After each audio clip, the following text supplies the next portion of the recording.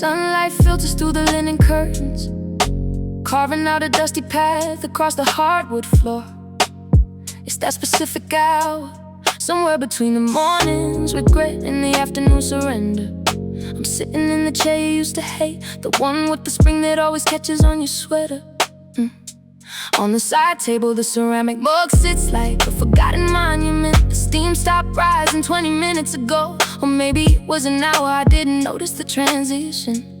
The liquid inside is dark, a stagnant pool of obsidian reflecting the ceiling fan. Slow rhythmic rotation. It's bitter now, I know it's bitter without even tasting it. The oil has formed a faint, shimmering film on the surface, a map of nowhere. Beside it lies the paperback. The spine is cracked in 3 places, a topography of how many times I've tried to get past the same chapter.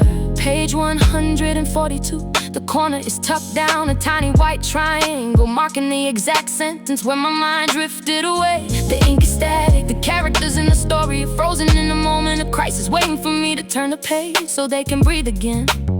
But I've left them hanging in the silence. The paper smells like old libraries and a hint of vanilla, a scent that shouldn't feel this heavy. I traced the edge of the cover with my thumb, feeling the texture of the matte finish, the way the fibers are starting to fray at the edges. Time is moving outside, I hear a car door slam, a distant siren, the hum of the neighbor's lawnmower. But inside this room, everything is anchored by that half-read book and that cold forgotten cup.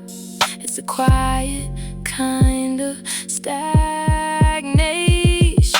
Half-read stories in a coffee gone cold, traces of secrets that never get told. The bookmark is holding a ghost of a thought in the hollow of moments that silence is called. We're stuck in the margins, the ink's running dry under the weight of a pale gray sky. Just a chapter unfinished, a sip left behind, tangled in shadows I can't quite unwind.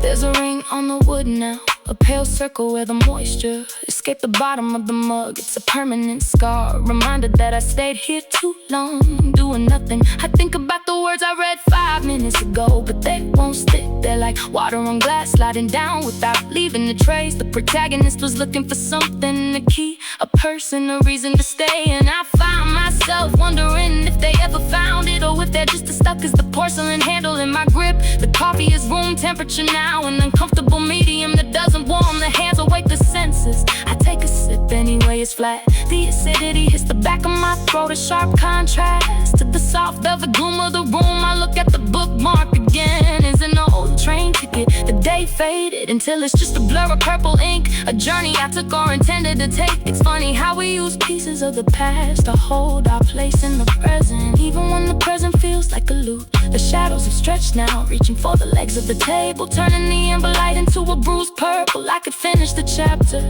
I could stand up and pull the dregs down the sink, watch the brown liquid swirl into the silver drain and vanish. I could start a new pot, listen to the hiss and gurgle of the water, wait for the steam to return. But there's a comfort in this incompletion.